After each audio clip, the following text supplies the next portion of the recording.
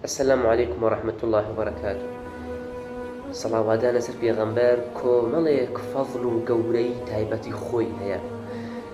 یەکێک لەوانە سەڵاوات لێدان گۆڕانیکردنی فەرمانی خوایە.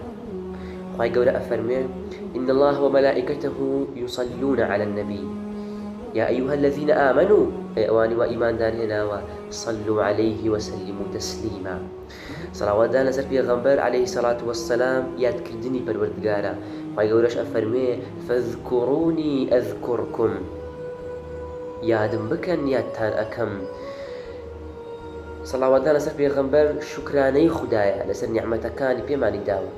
ئەش فەرمێ: واشكروا لي ولا تكفرون، شکرانەی من بکەن كفراني من مكان. بس صلوات دانا سر پیغمبر دلیلێکە بۆمان لەسەر سەغیەتی ئێمە، لەسەر ئەوەی وا ئێمە ڕەزیل نین، چونکە پێغەمبەر صلی الله عليه وسلم ئەفەرمێ: ڕەزیلترین کەسان ئەوانن وا قرتوەکترین کەسان ئەوانن وا ناوی من ئەبردرێ لەلایەن و سەڵاواتم لەسەر لێ نادەن.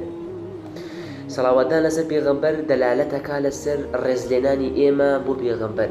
خوای گەورە ئەفەرمێ: لتؤمنوا بالله ورسوله وتعزروه، ئەفەرمێ: وتوقروه وتسبحوه بكرة وأصيلا.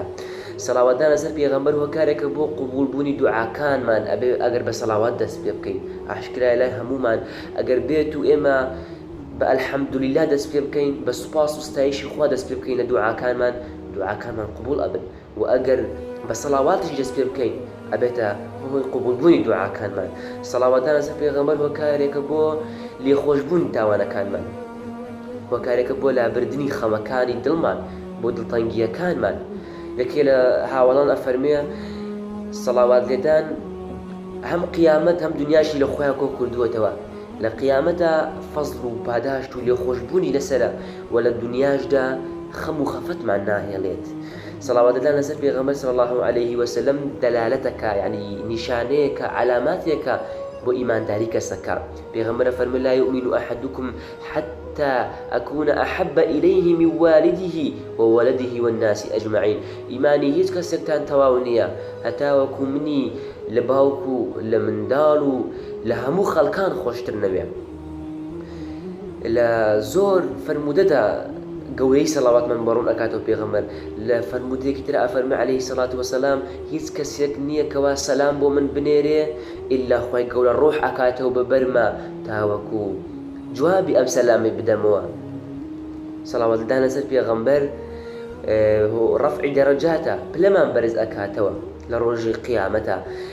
پێغەمبەر فەرمێ عليه الصلاة والسلام: من صلى علي صلاة واحدة، هەر کەسێ یەک سەڵاوات لەسەر من لێ بدا، صلى الله عليه 10 صلوات، خوای گەورە 10 سەڵاواتی لەسەر لێدا، وحطت عنه 10 خطيئات، و 10 تاوانی لە ڕەش ئەکاتەوە، ورفعت له 10 درجات، و 10 پلەش بەرزی ئەکاتەوە. و ئاشکرایە 10 چاکەشی بۆ ئەنووسێ بە سەڵاواتانە. سەڵاوات لێدان هۆکارێکە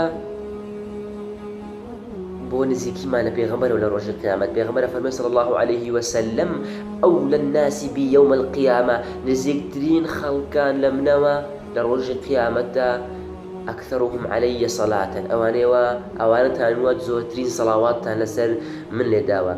بە سەڵاوات لێدان ئەگەر دوعاکانمان بە سەڵاوات لێدان کۆتایی پێبێنین و خاتیمی بکەین، ئەبێتە هۆی قبولبوونی دوعاکانمان. سەڵاوات لێدان هۆکارێکە بۆ ئەوەی پێغەمبەر صلی الله عليه وسلم لە ڕۆژی قیامەتە شەفاعەتمان بۆ بکە. سەڵاوات لێدان ئەگەی بەوەی کەوا پێغەمبەر لە ڕۆژی قیامەت شەفاعەتت بۆ بکات و بمان پارێزێ و لە ئاگری دۆزەخ و بەرزمان بکاتەوە، ڕەفعی دەرەجات، پلەمان بەرز بکاتەوە لە بەهەشدا بەهۆی شەفاعەتی پێغەمبەرەوە عليه الصلاة والسلام. والسلام عليكم ورحمة الله وبركاته.